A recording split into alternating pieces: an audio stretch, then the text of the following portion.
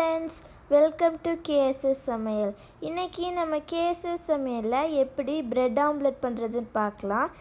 இந்த ரெசிபி காலையில் பிரேக்ஃபாஸ்ட்டுக்கு சீக்கிரமாக சுவையாக பண்ணி முடிச்சிடலாம். இது பண்ணுறதுக்கு 3 எக்கை ஒரு பாத்திரத்தில் உடச்சி போட்டுட்டு ஒரு ஸ்பூன் வச்சு நல்லா கலக்கிக்கோங்க.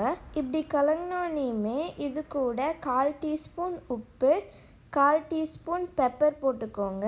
வேணும்னா நீங்கள் இப்போ போடுறது ஸ்கிப் பண்ணிவிட்டு நம்ம டோஸ்ட் பண்ணும்போதும் போட்டுக்கலாம். இப்போ நம்ம இது ஒரு ஸ்பூன் வச்சு கலக்கிடலாம். நம்ம இப்போ இதெல்லாம் நல்லா கலங்கினோனையுமே 2 பிரெட் எடுத்து ஒன்றா இதுக்குள்ளே ஒரு ஸ்பூன் வச்சு இப்படி அமுத்தி விட்டு எல்லாத்தையும் நல்லா ஈவனாக சோக் பண்ணிக்கோங்க. ஒரு சைடு நல்லா சோக்கானோனையுமே உங்கள் கை வச்சு திருப்பி விடலாம். நீங்கள் ஸ்பூன் வச்சு திருப்பி விடலாம், பட் ஆனால் உடையாமல் பார்த்துக்கோங்க. வேணால் நீங்கள் திருப்பி இன்னொரு தடவையும் போட்டு சோக் பண்ணிக்கலாம்.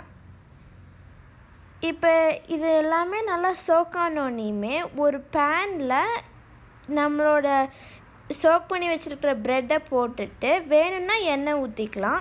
அப்புறமேலு 1 மினிட் கழித்து திருப்பி போட்டுக்கோங்க. இதே மாதிரி மீதி ப்ரெட்டுக்கும் பண்ணி எடுத்து வச்சுக்கோங்க. நம்மளோட சுவையான பிரெட் ஆம்லெட் ரெடி ஆயிடுச்சு. நாம் 2 நிமிஷத்துக்குள்ளே இது சீக்கிரமாக பண்ணி முடிச்சிட்டோம். பார்க்குறதுக்கும் நல்லா சுவையாக இருக்குது. இதை நம்ம இப்போ டேஸ்ட் பண்ணி பார்க்கலாம். ரொம்ப ரொம்ப சூப்பராக இருக்குது. நீங்களும் இந்த ரெசிபியை வீட்டில் கண்டிப்பாக ட்ரை பண்ணி பாருங்கள். உங்களுக்கு இந்த வீடியோ பிடிச்சிருந்துச்சுன்னா கேஎஸ்எஸ் சமையலுக்கு லைக் பண்ணுங்கள், ஷேர் பண்ணுங்கள், சப்ஸ்கிரைப் பண்ணுங்கள்.